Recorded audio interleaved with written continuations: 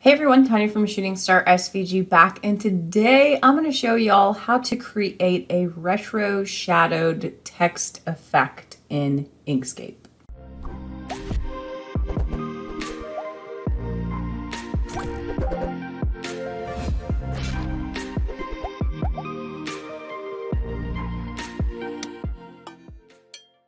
So if this is your first time here, go ahead and click on like and subscribe below, as that does keep me motivated to continue making these videos, so that way you can grow your business and change your life. And if you haven't already, head on over to the Facebook group where we are creating a community of like-minded individuals looking to grow their semi-passive income with digital downloads. I've been really embracing the different text effects that we can apply in Inkscape, and I have been trying to figure this one out for I don't know how long. And I finally stumbled upon a few web tutorials and video tutorials to help me out, and I need to share it with y'all because it is just killer. It took me a little bit of playing around with Inkscape just so we could get it into like that SVG format. But if you are in the wonderful world of sublimation, you don't have to do much more. So I'm going to show you kind of both of the ways that you can do it.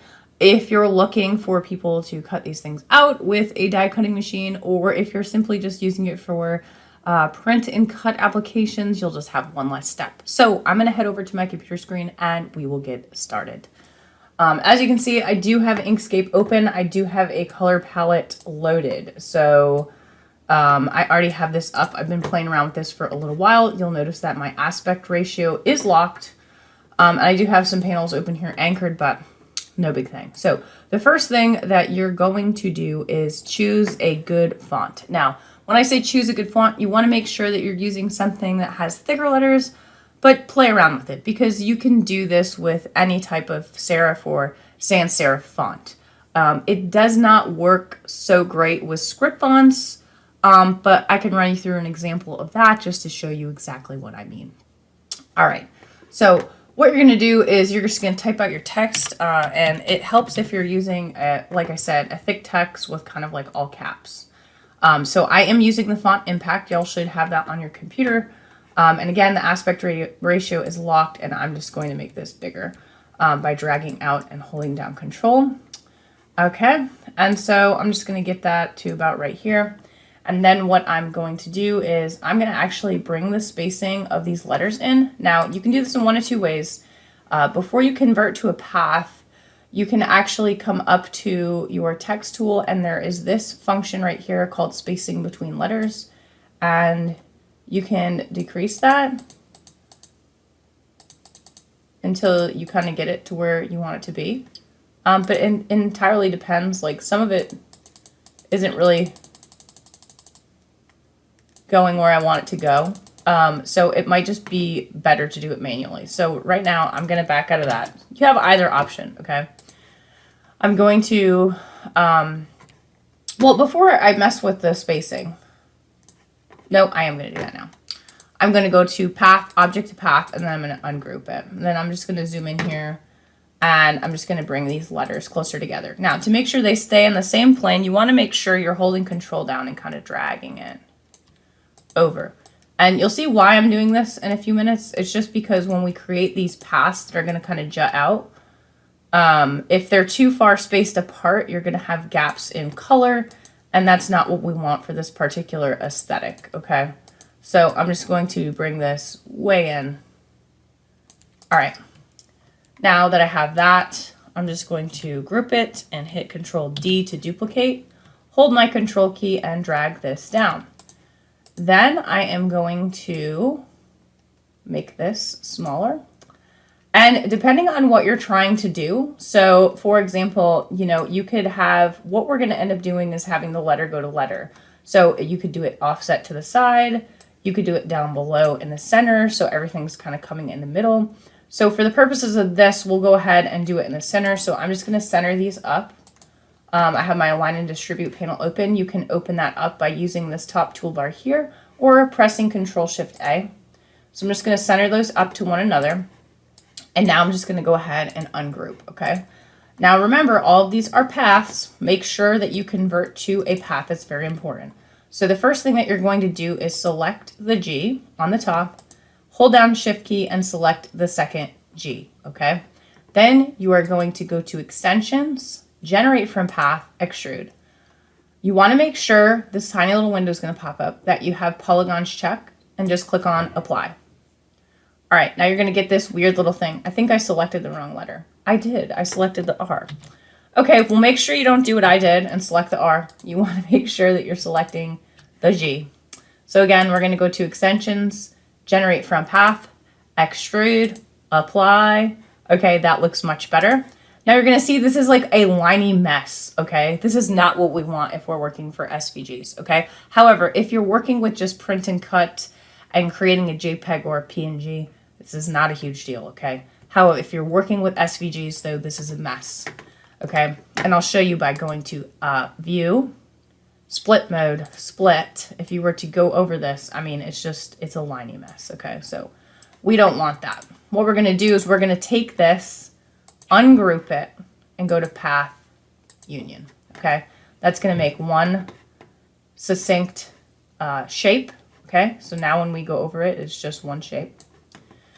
All right, and I'm going to take the stroke off by holding down Shift and then clicking No Stroke on the outside. For some reason when I do this, it changes my alpha, and I'm not entirely sure, so the opacity is down on this. I'm going to bring it back up, and we're going to go back to our color palette here, and I'm just going to hit D for the dropper, and 1, 2, 3, 4, 5, 6. I'm just going to do this color, and then I'm going to bring this all the way to the back, okay? So you're going to repeat that process for the rest of your letters. So I'm going to do it 2 more times, and then I'm just going to go ahead and do it and come back. So again, you select the R by holding Shift and selecting. Go to Extensions, Generate from Path, Extrude. Make sure that Polygons is the mode, and click on Apply, okay? Again, this could mess with your alpha, so just bring that alpha up in your fill and stroke panel. You're going to want to go to Ungroup, and then Path, and then Union, okay? And then you're just going to go ahead and change the color of that. You don't obviously have to do these colors, and then go ahead and drop that to the back, and make sure you turn off your stroke, okay? We're going to go ahead and do the same thing for the O. Now, I'm going to bring this up one layer. Not that it's going to matter, but I'll show you what this looks like at the end. Select this O, Extensions, Generate from Path, Extrude, make sure it's polygons, click Apply, select this, bring your alpha back up, use your dropper tool, select the color, take off the stroke, ungroup, Path, Union, and drop it down. Okay, so I'm just going to go ahead and get the rest of these, and then I will come back. Okay, so I am finished. You can see that everything is all kind of lined up nicely. But if we are doing a printing cut and we're happy with this, we can be finished. If we're doing an SVG, not quite finished, okay? And here's why. If I go to View, Split Mode, Split, and I just kind of drag this over, you're going to see that there's a lot of intersecting and overlapping lines, and this would be very painful for a cutting machine to cut out. So we do not want this to happen because we would get a lot of customer service complaints. This isn't necessarily something that I would utilize for an SVG, but it is totally doable. It would just involve a lot of layering, especially if you have a lot of colors coming. If you are doing an SVG, I recommend just, kind of taking this bottom part off. And to do that, you can go through and click on the letters and delete those out. Okay. And then you would create a rectangle on the bottom, wherever you decide that you want to stop that off at. Okay. And we have 1, 2, 3, 4, 5, 6 colors. So you would duplicate that 5 times plus the one that you have making it 6. 1, 2, 3, 4, 5. And then you would go to each one of these and go to path difference. Select the rectangle and then go to path difference. And you can also use your keyboard shortcuts if that's easier for you. It just depends on what you're trying to achieve. And go to path difference. And one more time, path difference. Okay, so that kind of will at least give you a straight look at the bottom. Again, if you're doing print and cut, doesn't really matter, like play around with it. If you want to leave words stacked on top of words, you can do that too. It's really just dependent on the effect that you're trying to do. I'm just trying to give you the tool that you can utilize to make this happen, okay? So again, we're not done yet. You look and see this, we don't want this. So to do this is going to be a little bit tricky because you want to see what's on top of what. So it almost looks like this is on top of this. So I'm going to duplicate it. I'm going to go to path difference. And now you'll see that it is one solid line going through. Okay. And it looks like here, this yellow is overlapping the orange. So I'm going to duplicate this and I'm going to go to path difference. Same here, duplicate and path difference, and then duplicate. So you're just kind of going down the line here to get everything where it needs to be cut wise. Now when we go across, we should not see anything overlapping on those lines. There we go. That's nice and smooth.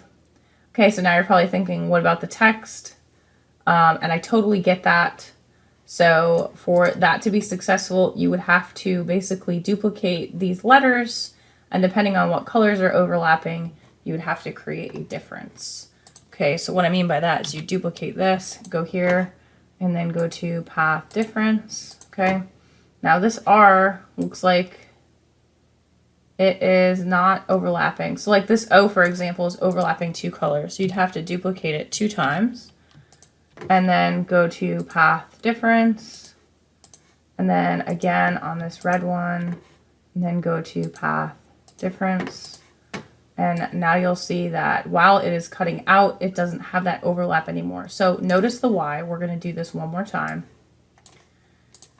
You're going to duplicate it 1, 2 times, and you'll select one layer and then go to path difference. And then you'll do this again on this layer and go to path difference. Okay, let's just go ahead and do the Y while we're here. Path difference. And I don't think that I did this O, so we'll go ahead and do that here. Path difference. And I don't believe that I handled the R, so we'll take care of that. And then go to, whoops, I need to duplicate this. And then go to path difference. Okay. So I think I got the G. Yep. Now you can see that it probably should be, hopefully if I got everything, one solid shape. So unfortunately for us SVG makers, we have to go a few extra steps, but it's really not anything overtly complicated. If you're just doing a print and cut, it is very straightforward. Okay. Now I'm going to give this a go with a script text. So for now, I'm just going to take this. I'm going to group it, and I'm going to just move it out of the way because I will need that later. So I'm just going to go ahead and try my favorite,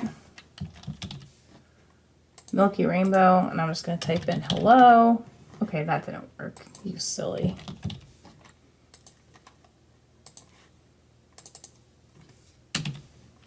Okay, aspect ratio is locked. I'm going to bring it up. And these words are all together. Duplicate this, bring it down, bring this down. And I'm gonna just do center to keep straight with it. Center those together. Path, object to path. Ungroup. That is it. Usually we would unionize these. We're not going to do that. Path, ungroup. Okay. Here we go. H to H. extensions, generate from path, extrude, apply. See how this does. It actually doesn't look too bad. Let's go ahead and click off of that. Click on this, ungroup, path, union.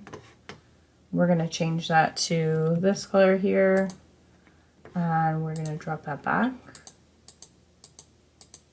Don't forget to turn the stroke off. E to E. Extensions, generate from path, extrude, apply. So you're going to go ahead and do the same thing for all the letters. I'm going to do that, and I'm going to come back and we'll see how it turned out. Okay, so I'm back. I think it looks kind of fun. I mean, it's definitely different than what I have seen out there before, and it doesn't like cover this overarching area, but it might be like a really interesting thing to try to experiment with. Because you can also, like, you don't have to place these letters like right down below. You can place them to the side, you can place them up above. The trick is you just want to make whatever you're duplicating, wherever you're placing it, smaller than the original text, and then apply that extrude function, okay? And then the other thing is to get rid of all those messy lines. You want to just make sure that you go select the extrude, what has been extruded. You're going to ungroup it and then go to path union, and that's going to get rid of all of those yucky lines, okay? If you're doing printing cut, it's pretty straightforward. If you're doing like sublimation or anything like that, just typical graphic design, you're good to go. But if you're doing SVGs, you have to take it a little bit of a step further. So that's unfortunate, but hey, I'm sharing with you guys. Hopefully you can learn some cool tricks. If you have any questions about the process, please go ahead and drop a comment below. Or like I said, head on over to the Facebook group where we are creating a community of like-minded individuals looking to grow their semi-passive income with digital downloads. And as always, if you got something out of this video, please go ahead and click on like and subscribe below, as that does keep me motivated to continue making these videos, so that way you can grow your business and change your life. And as always, don't hesitate to reach out. ShootingStarSVG, signing off.